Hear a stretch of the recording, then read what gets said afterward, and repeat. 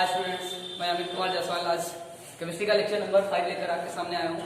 इसमें आपका टॉपिक है विलेनों की सांद्रता, कंसंट्रेशन ऑफ सॉल्यूशन। इसमें विलेन में क्योंकि आपका इंपॉर्टेंट टॉपिक है और ये जैसे कि आप देख रहे हैं केमिस्ट्री का क्लास 11 और 12 दोनों का इंपॉर्टेंट टॉपिक है। इसके लिए हम अगर आपसे बताएं तो इसको हम गैसों के लिए और विलेन दोनों के लिए हम पढ़ सकते हैं।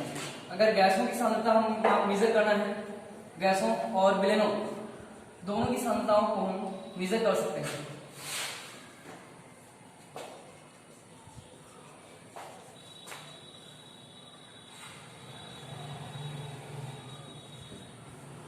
अब ये अगर हम बात करें कि किस प्रकार के होते हैं और कैसे इसको मेजर किया जाता है विलेनों की सांद्रता, क्योंकि आपको पता है अगर कोई गैस का विलेन हो या फिर विलेन सिर्फ लिक्विड का हो तो उसमें कैसे हम मेजर करेंगे। तो इसके लिए दो राशियां होती है, दो तरह से हम इसको मेजर कर सकते हैं। एक तो इसका केमिकल प्रॉपर्टी देखकर केमिकली देख सकते हैं और दूसरा इसको हम फिजिकली देख सकते हैं। तो हम यहाँ पे बात करें अगर कि भौतिक रूप से इनको हम कैसे मेजर कर सकते हैं, तो भौतिक रूप से अगर हम बात करें तो जैसे कि ppm सांद्रता है और मोल भार की सांद्रता है, किलोग्राम की सांद्रता है ले सकते हैं, या विलेन और आयतन, विलेन का आयतन और भार दोनों का भी मेजरमेंट कर सकते हैं। तो उसके लिए हम अगर बात करें तो भौतिक और रासायनिक दो प्रकार से इसको हम मेजर कर सकते हैं।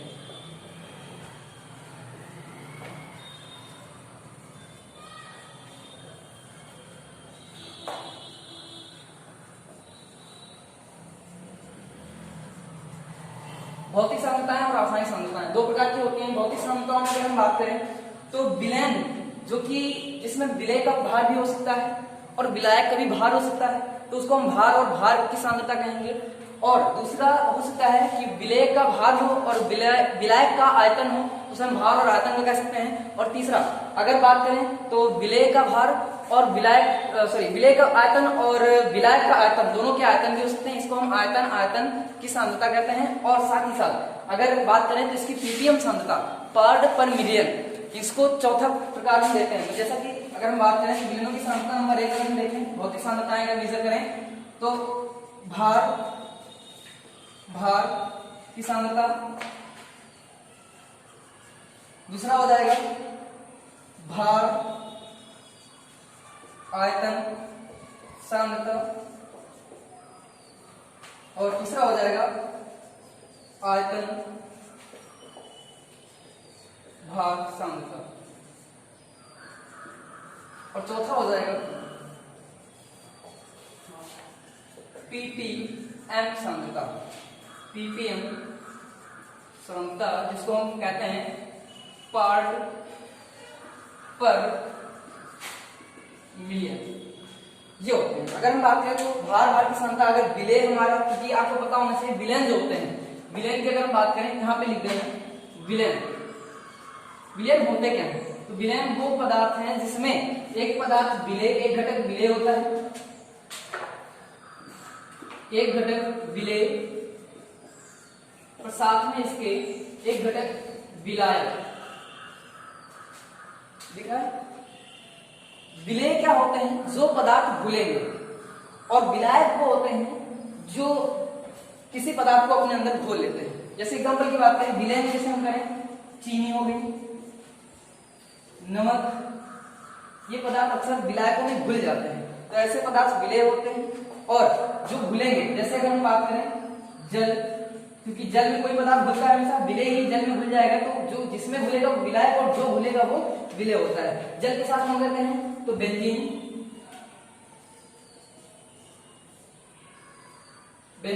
इसके अतिरिक्त और अन्य भी कुछ कार्बनिक यौगिक भी होते हैं जो कि विलायक का कार्य करते हैं। तो आपको समझ में आ रहा होगा कि विलेय क्या है, विलायक क्या है और विलेन क्या होता है। तो विलेन अगर कहें तो विलेन जिसमें विलेय और विलायक दोनों घटक मौजूद होते हैं उसे हम विलेन कहते हैं। विलेय जो पदार्थ घुले, अगर कहें हम कि विलेय क्या है तो वह पदार्थ जो किसी विलायक में घुलता है वो विलेय कहलाता है। और अगर बात करें विलायक क्या होता है, तो जो पदार्थ किसी विलेय को अपने अंदर घोलता है वो विलायक कहलाता है। आगे बात करते हैं तो इनके बारे में हम आगे जानकारी करते हैं, विलेय क्या है, विलायक क्या है, और इन्हीं में से इनकी मेजरमेंट भी हमें देखनी है। अगर बात करें हम रासायनिक सांद्रताओं की, तो रासायनिक सांद्रताओं को हम किस प्रकार से मेजर करते हैं, तो इसके भी 4 प्रकार होते हैं। नंबर 1 मोलरता, नंबर 2 मोलरता, नंबर 3 नॉर्मलता, नंबर 4 मोल प्रभाव। मोल प्रभाव तो मोलरता क्या होता है? मोलैरिटी, मोलरता को मोलैरिटी कहते हैं, नॉर्मलता को नॉर्मैलिटी और मोल प्रभाव को मोल फ्रैक्शन कहते हैं।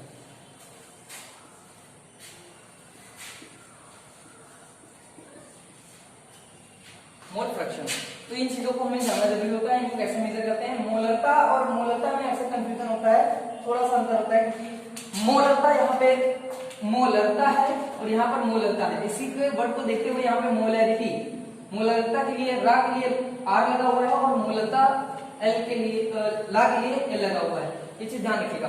और इसकी डेफिनेशन में भी थोड़ा अंतर होता है। तो आज इन्हीं के बारे में हम जानकारी लेंगे। हमारे जो रासायनिक मेजरमेंट होंगे, रासायनिक सांद्रताएं, इन्हीं के बारे में पढ़ेंगे। और क्योंकि कक्षा 11 और कक्षा 12 क्योंकि आपके सामने लिखा हुआ है, जैसा कि हमने लिख रखा है, 11 और 12 दोनों के लिए बहुत ज्यादा इंपॉर्टेंट फैक्ट बन जाता है। इस केस को हम डिस्कस करेंगे आगे और इसके न्यूमेरिकल लगाने की कोशिश करेंगे। आई होप कि आपने इसको समझा होगा। आगे इसकी डेफिनेशन पढ़ते हैं और आगे बढ़ते हैं। तो पहला हमारा सांद्रताओं का जो पहली गणना करनी है वो करनी है विलेन की मोलरता। विलेन की मोलरता, मोलैरिटी ऑफ सॉल्यूशंस। क्या होती है मोलैरिटी ऑफ सॉल्यूशंस? तो इसके बारे में पहले हम आज डेफिनेशन ही पढ़ते हैं, पहले फिर न्यूमेरिकल के बारे में डिस्कस करेंगे। तो मोलैरिटी क्या होती है? मोलरता, अगर बात करें कि 1 लीटर विलेन लिया गया, उसमें क्योंकि हमने पहले ही बता दिया है विलेन क्या होता है। विलेन जो होता है वो 2 घटकों से मिलकर बना होता है। विलेय होता है पहला घटक जो कि घुलता है और दूसरा होता है विलायक। विलायक, तो इन दोनों घटकों को हम मिलाकर से क्या कहते हैं? विलेन कहते हैं। अब हमें देखना ये कि कितना विलेय और कितना विलायक है, इसी की सांद्रताओं का गणना करना ही मोलरता निकालना होगा। तो मोलरता कैसे निकालते हैं उसके बारे में जानकारी देंगे और क्या होती है इसकी डेफिनेशन, तो ध्यान से समझिएगा। 1 लीटर विलेन में उपस्थित विलेय के मोलों की संख्या विलेन की मोलरता कहलाती है। 1 लीटर विलेन, अगर 1 लीटर विलेन है, उसमें जो पदार्थ घुला हुआ है विलेन, उसके जितने मोल उपस्थित होंगे, मोल जैसा कि हम बता चुके हैं मोल क्या होता है। अगर कहें पदार्थ का मोल, पदार्थ का मोल बराबर होता है पदार्थ का भार बटे पदार्थ का अणुभार। अब क्योंकि हमें पता है पदार्थ के मोल निकालना है, तो हमें पदार्थ का भार पता होना चाहिए और पदार्थ का अणुभार पता होना चाहिए, तब हम जान पाएंगे कि पदार्थ के मोल क्या होते हैं। तो बात तो ये हुई, लेकिन साथ ही साथ हमें मोलरता निकालनी है, तो इसके लिए जो फार्मूला बनता है उस पे ध्यान देते हैं। तो और मैंने कल की वीडियो में बता भी रखा है कि पदार्थ के भार को हम स्मॉल m से लिखते हैं और पदार्थ के अणुभार को हम कैपिटल M से लिखते हैं, इस चीज को ध्यान रखिएगा। और मोल को हम स्मॉल m से लिखते हैं। तो ये फार्मूला हमारा जो बन जाएगा, मोलों की संख्या बराबर है स्मॉल m यानी पदार्थ का भार अपान पदार्थ का अणुभार कैपिटल M। और यहाँ पे ध्यान देने वाली एक बात और होगी कि मोलरता को भी हम कैपिटल M से ही रिप्रेजेंट करते हैं, इसलिए यहाँ पे कंफ्यूजन नहीं होना चाहिए। जब मोल की बात आएगी तो हमारा जो M होगा वो पदार्थ का अणुभार होगा। जब मोलैरिटी पूछी जाएगी तो पदार्थ की मोलरता M से ही रिप्रेजेंट की जाएगी, इस चीज को आप लोग ध्यान रखिएगा। तो अगर हम इसी डेफिनेशन को देखते हुए अगर पदार्थ का विलेन की मोलरता का सूत्र लिखें तो क्या बनता है, तो अगली लाइन में देखिएगा।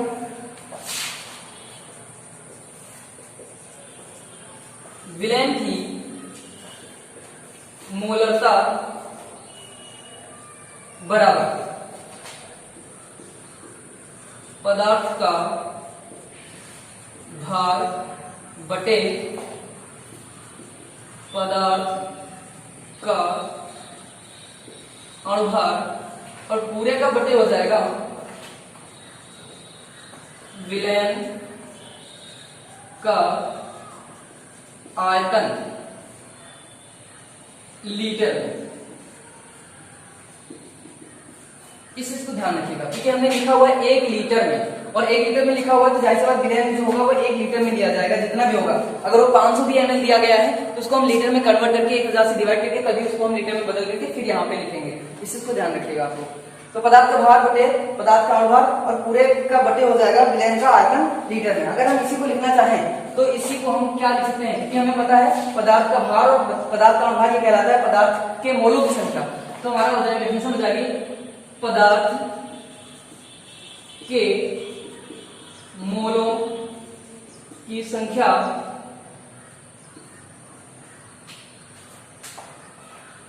इसमें देखो दिख रहा श्रवण जी, जरा देखो ये चीज दिख रही यहाँ नहीं दिख रही पूरा लेकिन सही नहीं चल रहा, दपर दपर हो रहा है। आ रहा तो ये हो जाएगा पदार्थ के मोलों की संख्या बटे विलयन का आयतन, विलयन का आयतन, और ये हो जाएगा लीटर में। ये हो जाएगा, तो ये हो जाता है पदार्थ के मोलों की संख्या बटे पदार्थ विलयन का आयतन लीटर में। पदार्थ वही होगा जिसको हम घोलते हैं, यानी जिस पदार्थ विलय की बात करें, विलय हो जाएगा विलय जो कि पदार्थ घुला होता है। आई होप ये डेफिनेशन आपकी समझ में आई होगी और इसको आप लोगों ने नोट भी किया होगा। आगे बढ़ते हैं। विलयन की तन्यता क्या होती है इसके बारे में जानकारी होनी चाहिए। अगर इस डेफिनेशन को पढ़ना है तो हमें विलयन की तन्यता जानना होता है। बताते हैं अभी तन्यता क्या होती है, पहले इसको समझते हैं। अगर किसी पदार्थ को देखना है कि एक पदार्थ में एक विलय में अगर 1 लीटर घुला हुआ है तो उसको हम कैसे लिखते हैं। अगर 1 लीटर विलयन में अगर 1 मोल घुला हुआ है, 1 मोल घुले, तो इसको हम क्या लिखते हैं, इसको 1m लिखते हैं। 1m का मतलब होता है 1 मोलर। 1 मोलर का मतलब पूरे लीटर में 1 मोल घुला हुआ है। और अगर यहीं पर लिखा हो कि 1 लीटर में 0.1 मोल ही घुला हो, तो इसे हम क्या लिखते हैं, इसको हम 0.1 m या ध्यान दीजिएगा या 1/10 m लिखते हैं। और यहां पर जो 10 होता है इसको हम डेसी मोलर कहते हैं, इसको हम डेसी मोलर कहते हैं।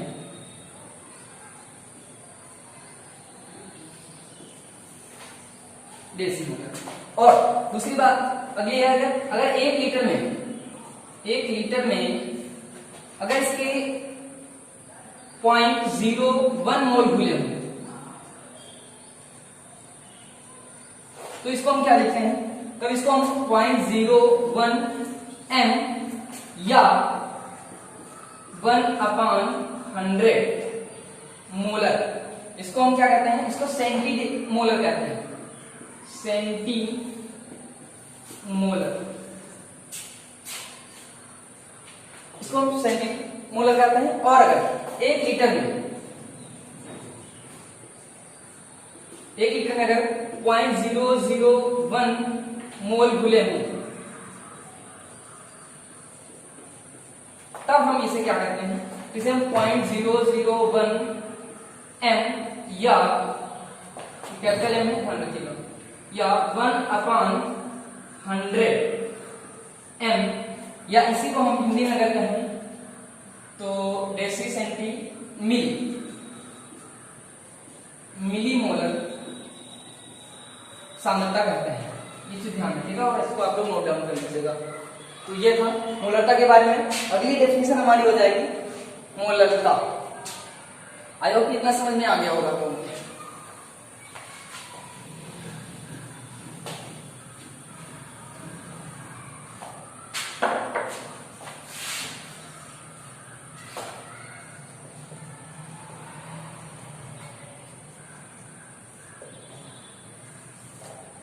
दूसरी डेफिनेशन हो जाएगी हमारी मोलरता। मोलरता को इंग्लिश में क्या कहते हैं? मोलैलिटी। मोलैलिटी क्या होती है? अब यहाँ पे अंदर आ जाता है, मोलरता में विलेय का पदार्थ, विलेय का भार लिया जा रहा था ग्राम में, और यहाँ पर विलेय का भार न लेकर हम यहाँ पे विलय का भार तो नहीं लेंगे, साथ में विलायक का भी भार लेंगे। इस चीज को ध्यान दीजिएगा, क्योंकि वहां पे विलय का आयतन जो था वो लीटर में था, यहाँ पे विलायक लिया जाएगा और किलोग्राम में लिया जाएगा। तो इस चीज को ध्यान रखिएगा। 1 किलोग्राम, 1 किलोग्राम, वहां पे 1 लीटर था और वहां पे विलयन था और यहाँ पर विलायक है। 1 किलोग्राम विलायक में उपस्थित विलेय के मोलों की संख्या पदार्थ की मोललता कहलाती है। पदार्थ की मोललता कहलाती है। इसका क्या हो जाएगा फार्मूला, तो ध्यान दीजिएगा।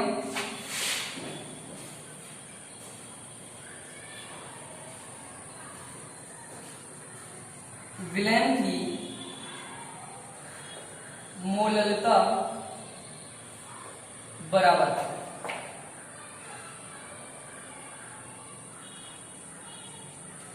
विलेय का भार बटे विलेय का अणुभार, और पूरे का बटे हो जाएगा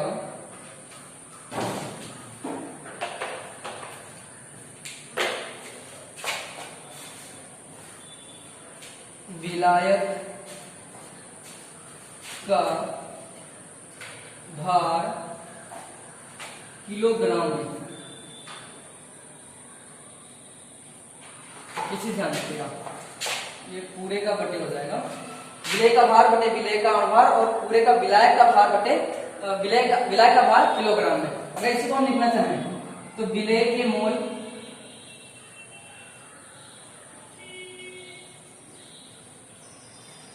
बटे विलायक का भार, और किसमें होगा? तो किलोग्राम में होगा। ये चीज ध्यान रखिएगा। ये दूसरी डेफिनेशन हो जाएगी हमारी मोललता। तो अगर मोललता और मोललता में संबंध समझना है तो सिर्फ यहाँ पे ध्यान देना है कि विलेय और ये विलायक क्या है, विलायक वहां मोललता में लिया जाएगा यहाँ पर, और जो विलयन का लीटर में है आयतन वो आपका मोललता में लिया जाएगा, जैसा कि आप डेफिनेशन में देख रहे हो। इसके न्यूमेरिकल हम अगली वीडियो में देंगे, और इस तीसरी डेफिनेशन हमारी क्या हो जाएगी उसके बारे में समझिएगा। तीसरी हेडिंग हमारी हो जाएगी नॉर्मलता।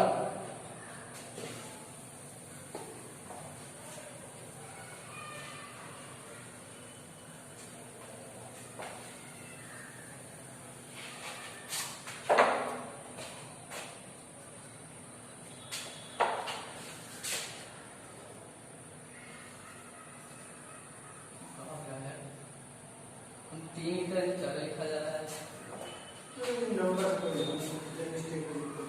नॉर्मलता, इसे हम नॉर्मेलिटी कहते हैं।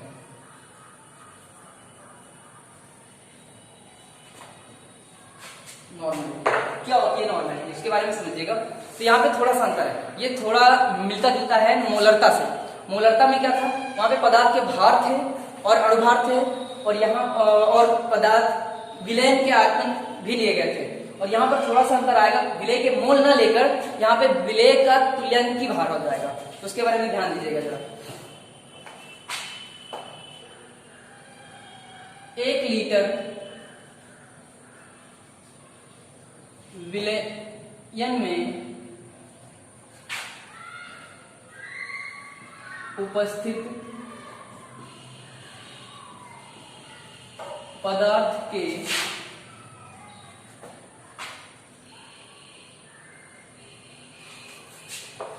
तुल्यांकों की संख्या, तुल्यांकों की संख्या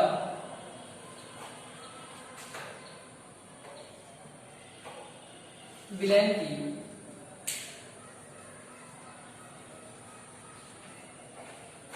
नॉर्मलता कहलाती है।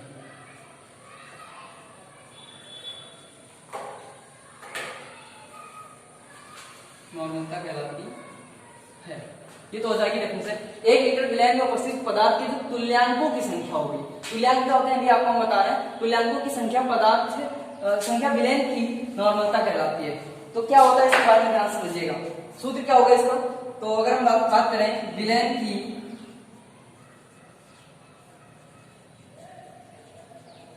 नॉर्मलता बराबर विलय के तुल्यांकों की संख्या बटे विलयन का आयतन, और ये भी लीटर में ही होगा, लीटर में। अब यहाँ पे बात आती है विलय के तुल्यांक क्या होते हैं। विलय के तुल्यांक, तो इसको समझते हैं। यहाँ पे अगले सूत्र बना लेते हैं इसी का। विलय के तुल्यांक क्या है,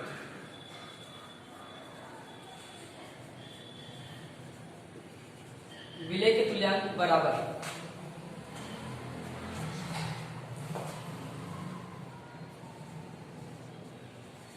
पदार्थ का भार बटे पदार्थ का तुल्यांकी भार। अब यहाँ पे फिर से एक नई चीज मिल जाती है जो कि है पदार्थ का तुल्यांकी भार। ये कैसे होता है, इसको कैसे निकालते हैं, तो ध्यान दीजिएगा। अब अगली डेफिनेशन मान लीजिए पदार्थ का तुल्यांकी भार है क्या, इसको समझते हैं। तो अगले फार्मूले में देखते हैं। पदार्थ का तुल्यांकी भार बराबर पदार्थ का अणुभार बटे पदार्थ की अम्लता या क्षारकता। ये हो जाएगा। विलयन की नॉर्मलता क्या होती है, तो विलय के तुल्यांकों की संख्या बटे विलयन का आयतन लीटर में। तो यहाँ पे हमें समझ में आ रहा है कि ये तुल्यांक क्या दिए गए हैं। तो तुल्यांक हमने लिखा हुआ है, विलय के तुल्यांक क्या होते हैं। विलय के तुल्यांक हम सब निकाल पाएंगे जब हमें पदार्थ का भार पता हो और पदार्थ का तुल्यांकी भार। अब यहाँ से फिर से मिल जाता है कि तुल्यांकी भार कैसे निकालते हैं। तुल्यांकी भार हम जनरली निकालते कैसे हैं, पदार्थ का जो अणुभार होता है उसको उसी की अम्लता या क्षारकता से डिवाइड कर देते हैं, यानी उसका भागफल जो आएगा वही हमारा तुल्यांकी भार हो जाएगा। फिर तुल्यांकी भार को हम यहाँ पे रखेंगे और भार से उसका भागफल निकालेंगे, जो आएगा वो हमारा तुल्यांकों की संख्या हो जाएगी। ऐसा आपको समझ में आ रहा होगा। तो एक एग्जाम्पल अगर हम बात करें कि किसी पदार्थ की अम्लता या क्षारकता क्या होती है और इसके तुल्यांक कैसे निकाले जा सकते हैं, तो ध्यान दीजिएगा। अगर हम बात करें अम्लता और क्षारकता, समझ लेते हैं जरा सा।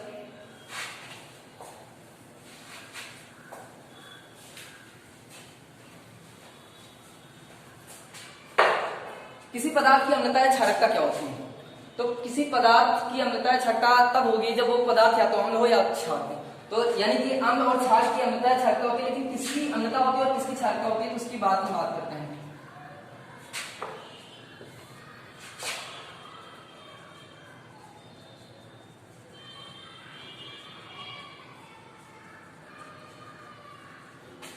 यहाँ तथा लगा दीजिएगा, तथा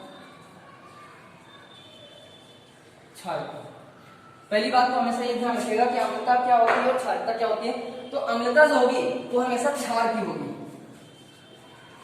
क्षार की होगी, और जो क्षारकता होगी वो हमेशा अम्ल की होगी।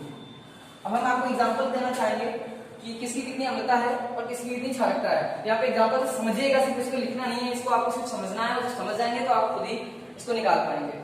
तो अम्लता हमेशा क्षार की होती है और क्षारकता हमेशा अम्ल की होती है। जैसे हम यहाँ पे अम्ल लिख रहे हैं HCl, इसमें जितने H+ आयन मौजूद हैं, यानी ये कितने OH से रिएक्ट करके जल बना सकता है या कितने मोल क्षार को न्यूट्रलाइज कर सकता है, यही इसकी क्षारकता हो जाएगी। क्योंकि हमने अम्ल लिखा हुआ है और ये अम्ल इसके H आयनों की संख्या आप देख रहे हैं, तो यहाँ पे H आयन कितने हैं, तो H आयन जो है वो यहाँ पर 1 है। अगर 1 है तो इसकी क्षारकता जो हो जाएगी वो 1 हो जाएगी।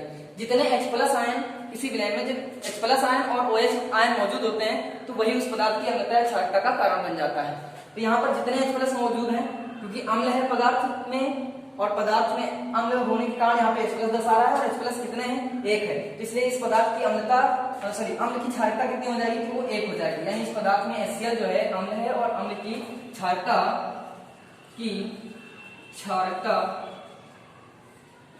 1 हो जाएगी। क्यों हो जाएगी, क्योंकि इसमें H+ आयन की संख्या कितनी है, 1 है। दूसरा इसी के एग्जांपल पे लेते हैं, जैसे H2SO4 में आप H देख रहे हैं कितने हैं, तो H यहाँ पे अगर निकलेंगे तो यहाँ पे 2H+ निकलेंगे, 2H+ निकल जाएंगे और इसलिए इसकी क्षारकता जो हो जाएगी H2SO4 की क्षारकता 2 हो जाएगी। और अगर तीसरा एग्जांपल यहीं पे समझें तो हम ले सकते हैं HNO3,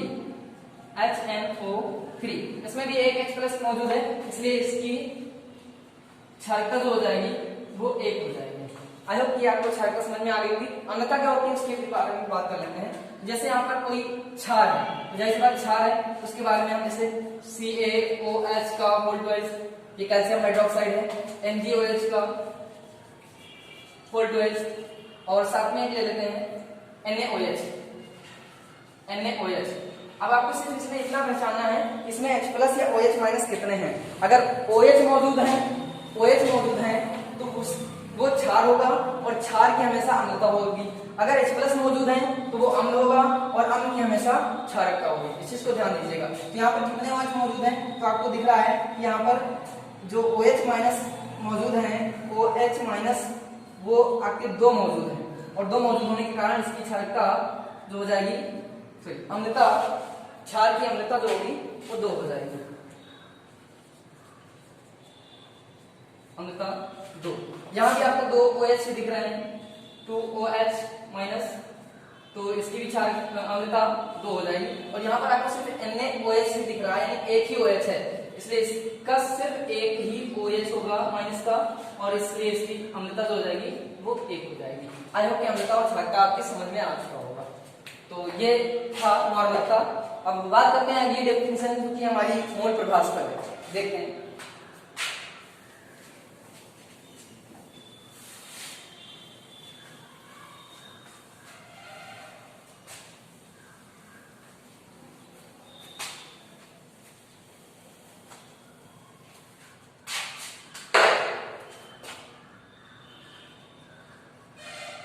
मोल प्रभाज या इसी को मोल अंश भी कहते हैं, मोल अंश, और इसको इंग्लिश में मोल फ्रैक्शन कहते हैं, मोल फ्रैक्शन। ये टॉपिक जो है हमने पहले ही बता रखा है कि कक्षा 11 और कक्षा 12 दोनों के लिए इंपॉर्टेंट पड़ जाता है। इसलिए मोलता, नॉर्मलता और मोल प्रभाज, इनसे कहीं ना कहीं पे एक एग्जाम्पल जरूर पूछा जाता है, वो चाहे होम एग्जाम हो या फिर बोर्ड एग्जाम हो। इस चीज को ध्यान रखिएगा। तो अगली डेफिनेशन जो हो जाएगी हमारी, मोलता होता क्या है जनरली, तो हम बता दें आपको कि विलेन जो होता है, विलेन में हमने बता दिया है, विलेन बराबर होता है विलेय प्लस विलाय। अब ध्यान देने वाली बात यह है कि जो विलेन है इसको हम कैसे रिप्रेजेंट करते हैं, विलेय को कैसे रिप्रेजेंट करते हैं और विलाय को कैसे रिप्रेजेंट करेंगे। तो विलेन जो हमारा बन जाता है, विलेय को हमेशा स्मॉल एन से रिप्रेजेंट करेंगे। कंफ्यूज ना होइएगा, जब विलेय की बात आएगी तब स्मॉल एन होगा। यहाँ पे मोलों की संख्या को भी स्मॉल एन से रिप्रेजेंट किया जाता है, लेकिन बताया जाएगा जब वो स्मॉल एन है। तो यहाँ पे ध्यान दीजिएगा, विलेय के लिए हम मोलों की संख्या ही रख लेते हैं, और विलेय जो मोलों की संख्या है उसी को हम, अगर विलेय के मोलों की संख्या निकालनी है तो हम इसके लिए एन रखेंगे स्मॉल एन, और अगर विलायक की निकालनी है तो कैपिटल एन रख लेते हैं। तो विलेय की संख्या को हम जनरली स्मॉल एन से ही रिप्रेजेंट करते हैं, इस चीज को ध्यान रखिएगा। स्मॉल n, और ये हमारा घटक विलेन है। विलेन में पहला घटक a हो जाएगा और विलेन में दूसरा घटक b हो जाएगा। और इसका मोल फ्रैक्शन जो निकालते हैं तो हम x मान लेते हैं। मोल फ्रैक्शन को साई से वैसे कह सकते हैं, साई माना जाता है। मोल फ्रैक्शन को हम साई से रिप्रेजेंट करते हैं। अगर विलेय के लिए निकालना है और विलायक के लिए, अगर विलेय को हम a मान लेते हैं और विलायक को b मान लेते हैं, तो यहाँ पर विलेय सॉल्यूशन के लिए जो विलेय मोल प्रभाव है, सॉल्यूशन का मोल प्रभाव जो बन जाता है Sai a plus psi b। चलिए इसको छोड़ते हैं, अभी बाद में बात करते हैं इसके बारे में। तो ध्यान दीजिएगा क्या होता है, विलेय क्या है और मोल प्रभाव क्या होता है, ध्यान दीजिएगा। तो मोल प्रभाव है क्या जनरली, विलेय जो होता है और विलायक होता है, इन्हीं के घटकों को हम पूरे विलेय से जब भागफल निकालते हैं तो जो हमारा रिजल्ट आता है उसी को हम मोल प्रभाव कहते हैं। यानी हम सीधे ये कह सकते हैं कि विलेय में उपस्थित घटक के मोलों की संख्या और कुल मोलों की संख्या का अनुपात उस तत्व का या उस घटक का मोल प्रभाव कहलाता है। जैसे हम बात करें विलेय में, डेफिनेशन क्या है उसकी बात समझ सकते हैं। विलेय में उपस्थित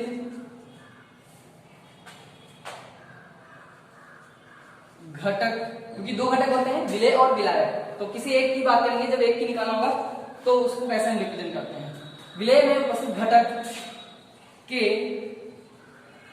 मोलों की संख्या तथा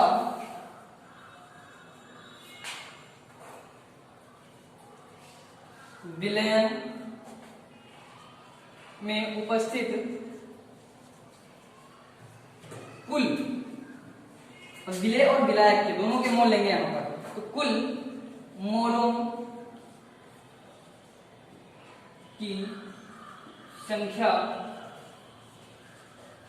का अनुपात घटक का मोल प्रभाव या मोल अंश कहलाता है।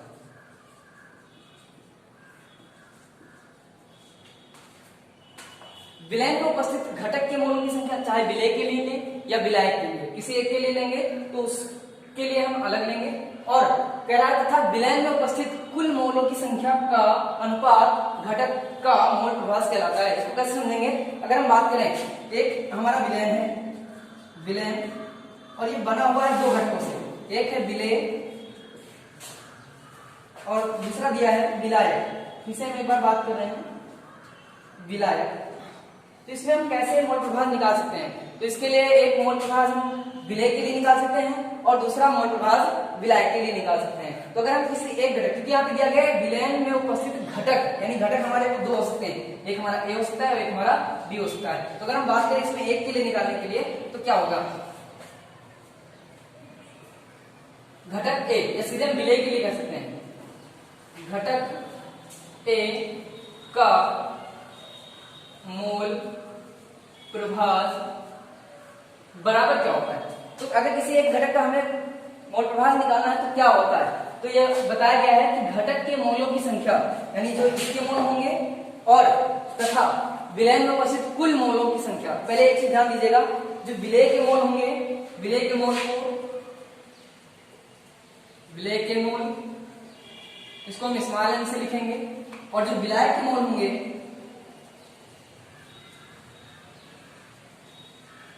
उसको हम कैपिटल एम से लिखेंगे। इसे ध्यान रखिएगा। तो विलेय के मोल और विलायक के मोल अलग अलग रिप्रेजेंट किए जाएंगे। अब यहाँ पे घटक ए लिया गया, घटक ए हमारा विलेय की थी, तो हम इसलिए घटक ए के मोलों की संख्या बटे घटक ए तथा घटक बी के मोलों की संख्या सीधे लेंगे। तो ध्यान दीजिएगा, घटक ए के मोलों की संख्या,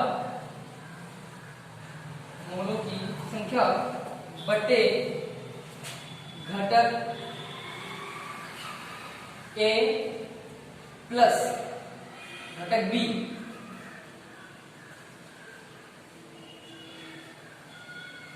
के कुल मोलों की संख्या। यानी इसको हम अगर लिखना चाहें तो कैसे लिखेंगे, अगर हम विलेय लिए जाए तो स्मॉल एन लिखेंगे, यानी स्मॉल एन हमारा विलेय है इसका, विलय के मोल है और बटे ए और बी दोनों के घटक हैं, तो small N plus capital N, small N plus capital N, simple सा हमारा फॉर्मूला बन जाएगा। और क्योंकि मोल प्रभास को हम साई से रिप्रेजेंट कर रहे हैं, तो साई किसके लिए निकाला जा रहा है, तो साई ए के लिए निकाला जा रहा है, और साई ए घटक ए के लिए निकाला जा रहा है, तो साई ए बराबर small N upon small N plus capital N. इसको एक बार फिर से समझिएगा क्या होता है। तो पदार्थ से ए का मोल प्रभास बराबर ए के मोलों की संख्या बटे ए प्लस बी के मोलों की संख्या, यानी सीधे अगर हम कहें, ये अगर विलय मान लेते हैं, विलय के लिए निकाला गया है, विलय के मोलों की संख्या यहां पर हो जाएगा बटे विलय और विलायक, क्योंकि दोनों मिलकर ये तो विलयन बना रहे हैं, ये दोनों मिलकर विलयन बना रहे हैं, इसलिए टोटल हम मान लें यहाँ पर घटक ए और बी ना कहकर हम सीधे कह सकते हैं विलयन में उपस्थित कुल मोलों की संख्या। तो कुल मोलों की संख्या भी हम यहाँ पर रख सकते हैं, जैसा कि आप देख रहे हैं। तो ये दिया गया है विलय के मोल बटे विलय प्लस विलायक के मोलों की संख्या, यही हो जाएगा आपका। जिसके लिए निकालेंगे आप उसको ऊपर रखेंगे और बाकी जो दोनों होंगे उनको नीचे रख देना। अगर यहीं पर हमें कैपिटल एन के लिए निकालना होता या फैक्टर बी के लिए, तो हम तब भी इसके लिए निकाल सकते थे। तो इसके मोल जो हो जाएंगे स्मॉल एन और इसके मोल जो हो जाएंगे वो कैपिटल एन। ये मोल को बता रहा है। अगर विलय के मोल क्या है तो स्मॉल एन से लिखते हैं, विलायक के मोल क्या है तो कैपिटल एन से लिखते हैं। तो यहाँ पे आप बता सकते हैं, देखिए किसके मोल कहां पर दिए गए हैं। तो अगर हमें विलय के लिए मोल प्रभास निकालना है, विलय के लिए मोल प्रभास, तो विलय के मोल की संख्या ऊपर प्लस बटे नीचे विलय और विलायक दोनों के रखे जाएंगे, नीचे दोनों के रखे जाएंगे, ऊपर वही होगा जिसके लिए निकालना होगा। अगला देखिएगा, हम कुछ करेंगे नहीं। घटक बी का मोल प्रभास बराबर घटक बी के मोलों की संख्या बटे घटक ए प्लस घटक बी के कुल मोल। जैसा कि मैंने पहले बताया था, नीचे आपका टोटल विलयन का ही मोल रखा जाएगा। ये घटक ए और बी यानी विलय और विलायक दोनों रखे गए हैं, और ऊपर जिसका निकालना है, हम बी के लिए निकालना है तो बी के मोल की संख्या रखेंगे, अगर ए के लिए निकाल रहे होते तो हम उसको ए के लिए रखेंगे। अब जनरली आपको समझ में आ रहा होगा कि जो साई हो जाता है घटक बी के लिए निकाला जा रहा है, तो ये बराबर हो जाएगा कैपिटल एन, क्योंकि हम विलायक के लिए घटक बी के लिए कैपिटल बी के लिए अगर निकालना है तो small capital N upon small N plus capital N. सीधे सीधे हम ये फार्मूला बना सकते हैं। ये जब हमें घटक ए और बी अलग अलग निकालने हैं, लेकिन अगर आपको सीधे विलय और विलायक में समझना है तो इसकी डेफिनेशन हम और से समझा रहे हैं अथवा करके, तो उसको समझिएगा।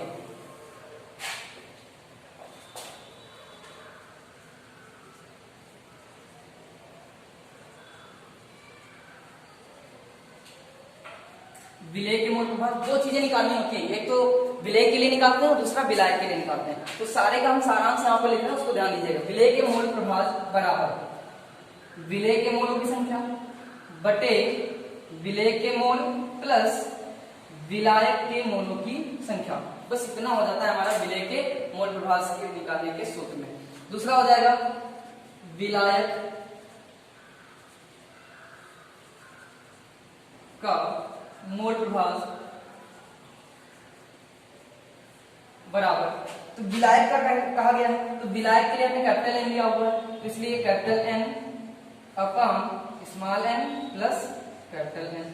नीचे दोनों रखे जाएंगे, विलय और विलायक के दोनों के मोल, ऊपर जिसके लिए हमें निकालना है बस उसी का घटक, उसी के मोलों की संख्या रख देनी होती है।